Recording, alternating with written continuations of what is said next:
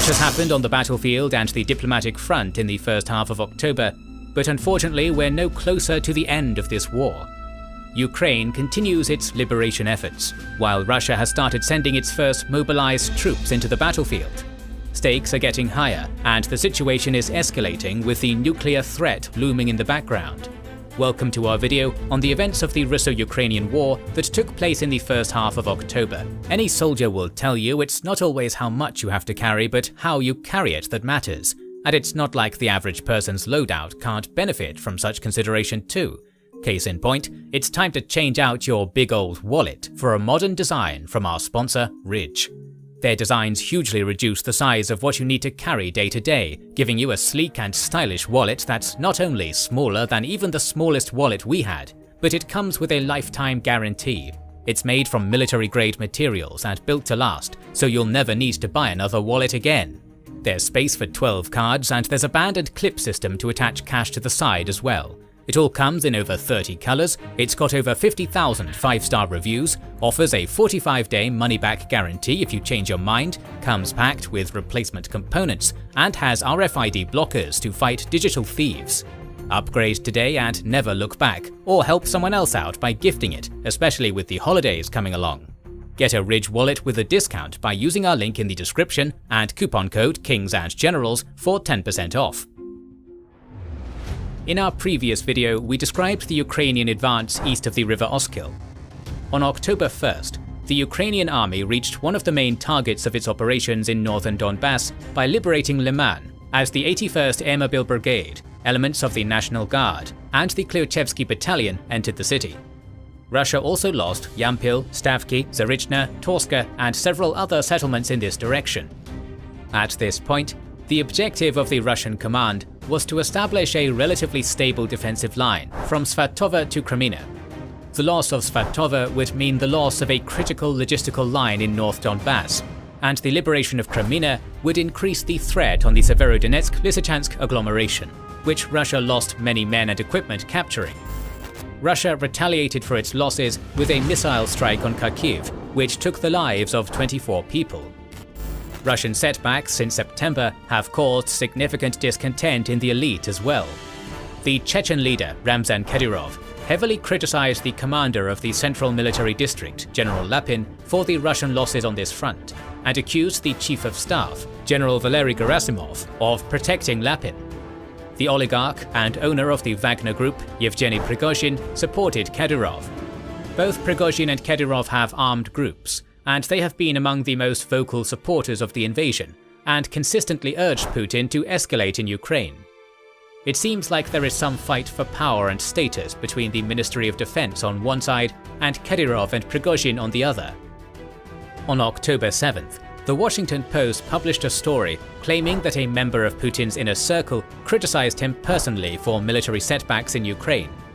Around the same time, several Russian military bloggers theorized that cracks were forming in the Russian elite as pro-war and pro-peace groups developed in the Kremlin. Prigozhin and Kadyrov are prominent members of the pro-war faction who intend to discredit the Russian military command and strengthen their political positions through their actions in Ukraine. The pro-peace group consists of Russian officials who want a negotiated settlement with the West to avoid losing their assets and links with the West. We don't have sufficient information about internal processes in the Russian elite. Still, it is noteworthy that following Kadyrov's and Prigozhin's criticism, drastic changes were made in command of the Russian occupation force in Ukraine. In early October, it was reported that Lieutenant General Roman Berezhnikov replaced Colonel General Alexander Zhiravlev as the commander of the Western Military District, while Lieutenant General Rustam Muradov became the commander of the Eastern Military District instead of Colonel General Alexander Chaiko. Interestingly, Lapin has not been replaced, despite heavy criticism, as it seems like Putin does not want to acquiesce to the public demands of one of the factions, as balancing these factions has been one of the key factors behind his long reign. Putin cannot afford to look weak at this point. Still, Putin's promotion of Kadyrov to General Colonel, the second such promotion since the beginning of the war, created some discomfort among the nationalist groups, worried that the Chechen leader was gaining even more prominence. At the same time, Putin also understood the gravity of his military situation in Ukraine, and changed the overall commander of the Russian invasion of Ukraine. General Sergei Surovikin, known for his brutal targeting of civilians in Syria, was appointed to this position on October 8th. Very soon, he started implementing his usual tactics in Ukraine, and we'll talk about it in a bit. But for now, let's go back to describing the developments on the North Donbass front. Following the liberation of Liman, the Russian withdrawal along the front continued. In the south of the front, the 81st Air Mobile Brigade and the 95th Air Assault Brigade pressed the Russian army units, which had earlier retreated from Liman, namely elements of the 144th Guards Motor Rifle Division, the remnants of the battered 201st Military Base, and the Bars 13 and 16 volunteer units further towards the outskirts of Crimean. Also on October 2nd, the 71st Separate Jaeger Brigade pushed back the 61st Naval Infantry Brigade of the Russian Army from Nevsk, while the 66th Separate Mechanized Brigade liberated Terny. By October 3rd, Russian telegram channels claimed the Ukrainian forward units had been able to reach the P-66 highway around Crimean, which threatened the Russian units in Svatovo, Rybizhne, and consequently in the Severodonetsk-Lysychansk agglomeration. Along with that, Nizhya Solona, Pytliman, Nizhnya Zherevka, Borova, Shikivka, Bohislavka, and Borivska Andrivka on the eastern bank of the Oskil were liberated by the 80th Air Assault Brigade and the 92nd Mechanized Brigade, as the Russian army in this area retreated to the east bank of the river Zherebets to create a new defensive line between Svatova and Crimean. On October 5th, the 71st Brigade continued its advance with the liberation of Rakivka and Makivka villages of the Luhansk Oblast, as the 61st Naval Infantry Brigade retreated towards the Russian defensive line around the P-66 highway. In the next few days, Ukrainian forces liberated Shlushkivka, Stelnikivka, Novolubivka, Novoyahorivka, Berestova, Pishchena, Krokhomelna, Kislivka, and Kotolyarivka, as the Russian army continued retreating to their defensive line to presumably make a stand there. Reports of the newly mobilized Russian troops arriving at the new Russian defensive line between Svatova and Crimean emerged on October 11th. Mixed information about Russian attempts to push back the 81st Air Mobile Brigade and the 95th Air Assault Brigade from the outskirts of Crimean towards Zarishna and Torska have been refuted by Ukrainian military bloggers, as the Russian counter-offensive launched on October 11th failed. Nevertheless, the arrival of mobiks, as Russians call mobilized soldiers, may have pushed the Russian command to attempt to reverse the momentum on this front. Surely mobilized Russian soldiers are untrained, or extremely poorly trained, but the early indications demonstrate that Russia intends to send the bulk of its new conscripts to the North Luhansk front line to stabilize it, and the sheer quantity of Russian troops in this area can potentially slow down the Ukrainian advance. As of October 16th, Ukraine has been advancing towards Svatova from 3 directions. The Ukrainian command intends to capture this town before the number of mobilized troops becomes a problem. For now, mobiks and the remnants of the Russian army routed in the Kharkiv Oblast are the best hope for Russia to prevent the Ukrainian advance on Svatova and eventually Starobilsk, which, as we noted before, are critical logistical hubs for the Russian military presence in North Donbass. Losing them would mean that Russia would have to supply its troops in Donbass via a much longer route, from the MO4 and E40 highways and railroads along them, which would only exacerbate the Russian supply problem, which could potentially become a heavy blow for the whole Russian occupation campaign in Ukraine by becoming a massive problem for the Russian group in the Severodonetsk-Lysychansk agglomeration, putting Russian control over vast lands north of the city of Luhansk under serious threat. We must mention that both the Wagner mercenaries and LDNR separatists started constructing a line of World War-style trenches in the Hirska-Zolota area, which is currently 20 kilometers from the front. This raised some eyebrows, as this is the only general area where Russian forces have any momentum, and the Ukrainian advance is happening elsewhere. The Russians also experienced severe problems on the Kherson front, where the battles intensified. On October 2nd, Ukraine breached Russian lines along the right bank of the river Dnipro and forced them to retreat up to 30 kilometers south. The Ukrainian 60th Brigade capitalized on the fact that the Russian 98th Guards Airborne Division was pulled out for rotation and cut through the understaffed 80th Motor Rifle Brigade. As a result, within a day, Ukrainian forces, reportedly spearheaded by 17 tanks and 11 infantry fighting vehicles, managed to advance for almost 30 kilometers from Zolotobalka to Dadcheny as the Russians hastily retreated. To the west of Dudcheny, Kreshchenivka, Shevchenivka and Lyubimivka were also liberated. This attack aimed to reach Novokhakovka and the P-47 highway, to divide the remaining Russian forces on the right bank of the Dnipro. The 35th and the 36th Naval Infantry Brigades of Ukraine were not able to achieve similar success around Davydiv Brid initially, but they finally managed to defeat the Russian units in the area, as on October 4th, Ukraine broke through the Russian defences in Davydiv Brid, liberating this long-contested Russian stronghold in the area, along with Velika Oleksandrivka and Mala Oleksandrivka. The Russian retreat along the Dnipro continued as they blew a road bridge in the area to delay the Ukrainian advance. The long front line in the Kherson Oblast, sparsely manned by the Russian units, was tough to defend for the Russian army, suffering from diminishing manpower, and as their defences had been breached, they decided to drop back and establish a narrower front line, roughly going along Brskniska, Borozenska, Milovo. The liberation of Dudcheny means that Chaplinka, which Russia used extensively as an airbase and logistical hub, is now in range of the HIMARS missiles. Russian defences in North Luhansk and Kherson Oblast had to rely on establishing strongholds in towns and villages, since Russia simply did not have enough men to defend the whole front line properly. Such strongholds are vulnerable to flanking and attacks from the rear, which the Ukrainian army took advantage of. Some Ukrainian commentators have criticized the Ukrainian command for not pursuing the routed Russian units, and hence deepening their advance, as instead they preferred to mop up villages and settlements on the way to prevent any surprises. The Ukrainian leadership probably chose this tactic not to overextend its supply lines, but this has allowed the Russian army to build some defensive fortifications on their next line of defense. There are reports of the construction of fortifications in the city of Kherson and Vysela.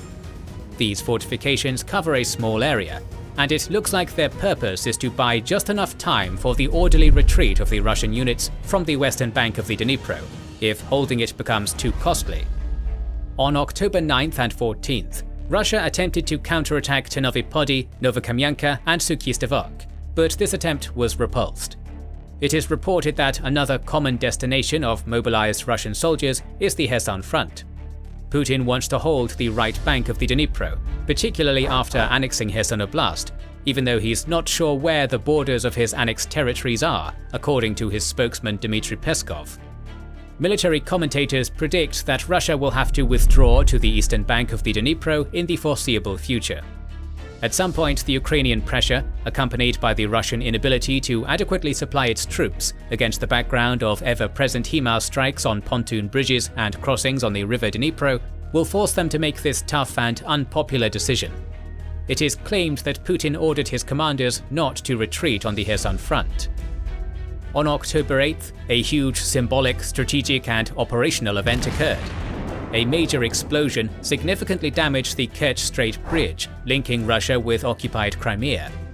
This bridge, consisting of a highway and a railroad, completed in 2019, is a project considered very personal for Putin and has a symbolic meaning in terms of his perception of himself as a unifier of the Russian lands. The bridge was a statement project, conveying the message that Russia is now forever linked with Crimea. The Kerch Bridge allowed Russia to establish a land link with the illegally occupied peninsula, enabling the Russian army to supply its units on the southern front. This explosion destroyed one lane of the road bridge and damaged the railroad track. Russia immediately started repairing the bridge, which is already open for passenger rail and light road traffic. However, it looks like the bridge is still too damaged for the movement of heavily armoured vehicles and rail freight transport, which exacerbates the supply issues of the southern front. There is another railway and highway connecting Russia to the occupied Kherson Oblast, but the Melitopol-Tokmak railway is too close to the Zaporizhian front, and the road connecting Mariupol to Kherson is of lower quality. The damage to the Kerch Bridge will likely cause delays in Russian logistics, as the government intends to complete the repairs by July 2023. There have been different explanations for this explosion.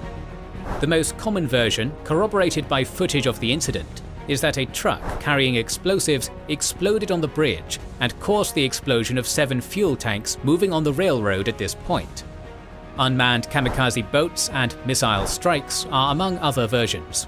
Whatever the cause, the blast was received very differently by either side. Ukraine did not officially claim responsibility, but some officials openly celebrated the damage to the Kerch Bridge. Some have speculated that the explosion was caused by internal fighting in the Kremlin, possibly to sow more seeds of suspicion within Russian ranks. The Russian reaction was disbelief and anger. After all, the Kremlin guaranteed the security of the bridge on numerous occasions, but failed to protect it from what looks like an ingenious operation of Ukrainian intelligence. At first, Russia did not officially blame Ukraine and opened an investigation, which predictably concluded that Ukraine was behind this attack. It is essential to mention that the commentators claiming that Ukraine committed a terror attack are wrong. The bridge was used for military logistics, and as such was a valid military target, even though civilian casualties occurred. Russia retaliated with a series of strikes on Ukrainian civilian infrastructure, lasting several days. It was arguably the biggest such attack since the early days of the war. On October 9th to 11th, 6 missiles hit several apartment blocks in Zaporizhia, killing dozens. This was followed by an airstrike on targets in 16 different cities in Ukraine. Russia launched 83 missiles and 24 drones, according to Ukrainian command. Ukraine managed to shoot down 43 missiles and 13 drones, but Russia still inflicted significant damage on Ukrainian infrastructure in Kyiv, Kharkiv, Dnipro, Lviv, Ternopil, Zhytomyr, Kremenchuk, and other cities.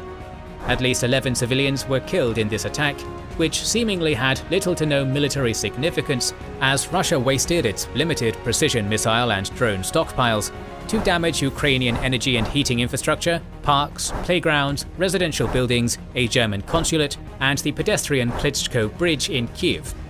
For several days, Russia continued its airstrikes, using Kh-101 and Kh-55 Iskander missiles and Shahed-136 drones supplied by Iran. These retaliatory airstrikes aimed to break the resolve of the Ukrainian people to fight, damage their morale, and cause problems with power and heating for ordinary Ukrainians. Surovikin, notorious for destroying Aleppo in the Syrian war, was putting his stamp on the Russian invasion using similar tactics. But this was an ineffective use of precision missiles. There is no indication that these airstrikes have broken the Ukrainian will to fight. On the contrary, it has made them angrier. Ukraine has responded by striking the energy infrastructure of Belgorod, along with targeting Russian ammunition depots stationed in the region. The Russian reserves of precious precision missiles have further decreased. According to the Ukrainian Defense Minister, Alexei Reznikov, Russia has used 1,235 out of 1,844 Iskander, Kalibr, and air-launched cruise missiles since the start of the war. Production of such missiles takes time, and sanctions imposed on Russia may impact further production. Moreover, this attack has prompted the Western coalition to provide more air defense systems to Ukraine. Germany delivered Iris-T air defense systems, Spain pledged 4 Hawk air defense systems, the United States decided to expedite the delivery of the NASAMS air defense systems, France promised to provide Krotal short-range anti-air missiles, while the United Kingdom agreed to donate AMRAAMS missiles compatible with NASAMS, while NATO is going to provide 100 drone jamming stations to counter the Iranian drones. The Russian mobilization, the declared annexation of the occupied Ukrainian lands, and the brutal attacks on Ukrainian infrastructure have pushed the West to provide more military support throughout the first half of October. The United States pledged 155mm and 105mm howitzers, Excalibur precision-guided artillery shells and other artillery shells, HIMARS and HARM missiles, more armoured vehicles, Claymore mines, anti-tank weapons, and so on. Canada promised to deliver winter uniforms, drones, and satellite services. The United Kingdom will provide 18 more howitzers and aerial drones. Germany agreed to send more Panzerhaubitze 2000 howitzers and Mars 2 MLRS. The West managed to maintain a steady supply of weapons to Ukraine in October too. There are fears that this arms support will diminish the Western weapon reserves, but for now the support is strong and there's no indication that it will decrease. Russia also made moves to replenish its weapon stocks. They have regularly used Shahed-136 loitering munitions on Ukrainian military and civilian targets in its mass air attacks following the explosion on the Kerch Bridge and earlier on Bielosevka near Kyiv. According to the Ukrainian Southern Operation Command spokesperson Natalia Hymenyuk, Russia possesses between 300 to several thousand Shahed 136 drones. Later, reports from Ukraine claimed that Russia had asked Iran for 2,400 more drones. Iranian telegram channels also reported that Russia had ordered Arash-2 drones and Fateh 110 and Zulfiqar missiles from Iran. The efficacy of these missiles is debated, but we know that they can respectively hit targets 300 and 700 kilometers away. On a separate note, Russia also decided to take 800 T-62 tanks and some World War II-era D-1 howitzers out of storage to use in Ukraine. There are reports that the main Russian tank factory, Uralvagonzavod, could only produce 24 tanks in September, primarily by cannibalizing old tanks, which is not nearly enough to replace their losses in armor. Simultaneously, it became known that Russia failed to deliver the T-90C tanks ordered by India and is using them in Ukraine. These tidbits show that Russia has problems in terms of hardware production. Interesting developments occurred in Belarus, a staging point for the initial Russian attack on Kyiv in February, also used for the missile strikes. It has been relatively less involved since the early days of the invasion, but throughout the war, rumors have been circulated about the impending deployment of the Belarusian army against Ukraine. So far, this has not happened, even though it has been reported that Putin has been pushing Lukashenko to send in his troops. But this might be changing. On October 8th, Belarus officially accused Ukraine of preparing to attack its territory. On October 10th, it was reported that Belarus sent several dozens of its T-72A tanks to Russia. Moreover, Lukashenko announced the deployment of the Union States regional grouping of forces. Currently, it seems that only 9,000 Russian soldiers will be in this regional grouping, mainly consisting of the 1st Guards Tank Army and several airborne units, which have suffered heavy losses. Ukrainians claim that Belarus is preparing to host 20,000 mobilized Russians within the framework of the IGF. This may allow these men to be trained appropriately and to fix a considerable amount of Ukrainian forces near Kyiv to be ready for any incursions from the northern borders of Ukraine. The fact that Belarus is sending tanks and military equipment to Russia instead of stationing it on the border with Ukraine indicates that, at this point, Russia and Belarus do not plan to attack Ukraine from the northwest. On October 14th, Lukashenko proclaimed a counter-terrorism operation regime in Belarus, without explaining what it meant.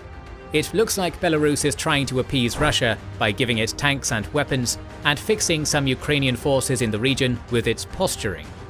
We also have reports that some Shahed drones will be stationed in the Belarusian Lunenets airbase, creating a new vector of aerial threat for Kyiv. It is difficult to say if this was another attempt to put pressure on Ukraine, or a symptom of a future escalation, or just the routine governmental procedure, but some countries diplomatically close to Russia, including China, asked their citizens to leave Ukraine. This gives us a good segue to talk about diplomatic events.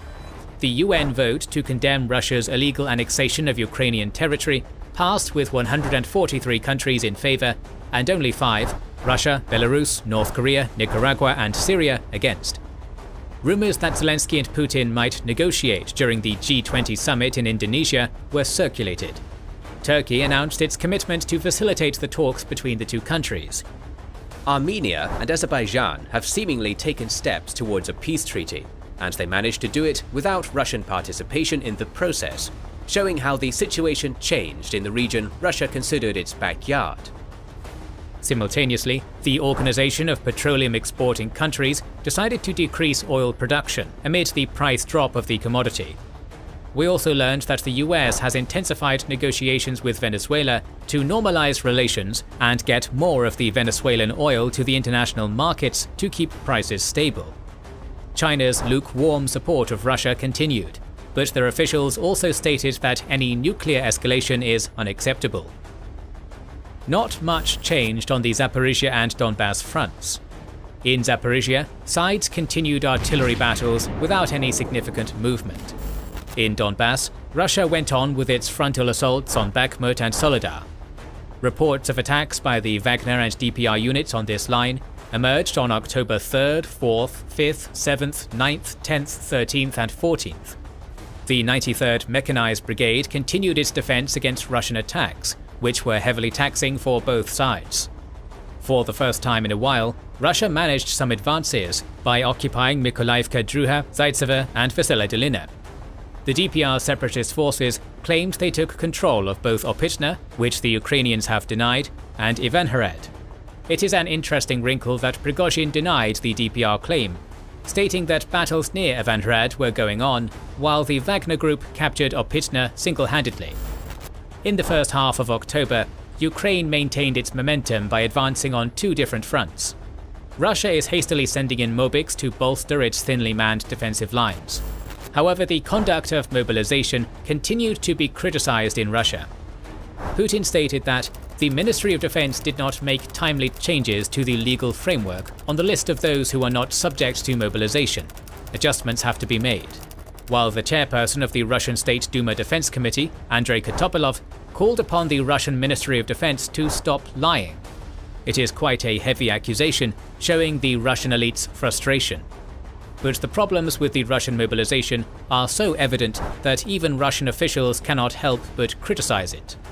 For instance, on October 15th, the Russian Defense Ministry stated that 11 conscripts were shot dead and 15 were injured on a military firing range by two of their fellow soldiers, possibly on religious grounds. Russia continued its efforts to recruit inmates. According to the Russian human rights organization Sitting Russia, sitting is a slang term for spending time in prison, Gulagu.net and the Foundation for the Rights of Inmates, at least 15,130 inmates have been deployed in Ukraine. 700,000 Russians have already fled their country since mobilization was declared, according to Forbes' Russia report of October 4th. Other reports claim that the number is higher than 1 million at this point. Russia may claim that the mobilization is partial, but the events on the ground show that it will continue indefinitely. Training, supply and command of the Mobics remained a big problem for the Russian army. Tens of thousands are already on the front lines with no training, hundreds dead or captured. The United States continued asserting that there are no indications of Russia preparing for a nuclear strike, but the tension is still there. This tension presumably pushed Elon Musk to suggest his peace proposal, which asks Ukraine to accept the annexation of Crimea by Russia and hold referendums in 4 occupied oblasts of Ukraine, supervised by international monitors. This caused an angry response from many Ukrainian officials. The American political scientist Ian Bremmer accused Musk of making this suggestion after talking to Putin, which Musk vehemently denied. This story developed with reports of SpaceX asking the Pentagon to pay for the use of Starlink in Ukraine. But whether it was due to the reports of the federal investigation of Musk's attempted controversial Twitter purchase or some other reasons, on October 15th, Elon Musk made a U-turn and agreed to continue supporting Ukraine with Starlink. It is good news for Ukraine, as Starlink is a crucial component of the communication system of the Ukrainian army. Now let's talk about the losses the sides have endured. There were no recent credible reports on the Ukrainian manpower losses, but according to the October 12th report of the independent Russian media outlet Medusa, 90,000 Russian troops have been killed, disabled or gone missing since the start of the war. Medusa's report is claimed to be based on an FSB source. By October 16th, the visually confirmed losses of the sides, according to the Oryx blog, are as follows. For Russia, they are 1,342 tanks, 2,773 vehicles, 169 command posts and communication stations, 23 heavy mortars, 414 artillery pieces and vehicles, 137 multiple rocket launchers, 62 aircraft, 53 helicopters, and 138 drones. On the Ukrainian side, the visually confirmed equipment losses are the following: 298 tanks, 778 vehicles, 7 command posts and communication stations, 127 artillery pieces and vehicles, 25 multiple rocket launchers, 52 aircraft, 15 helicopters, and 38 drones. We're going to continue covering the illegal and unprovoked Russian invasion of Ukraine in the coming weeks, so make sure to subscribe and press the bell button to see it. Please consider liking, commenting, and sharing. It helps us immensely. Our videos would be impossible to produce without our kind patrons and YouTube channel members, whose ranks you can join via the links down in the description to know our schedule, get early access to our videos, access our Discord, and much more. This is the Kings and Generals channel, and we will catch you on the next one.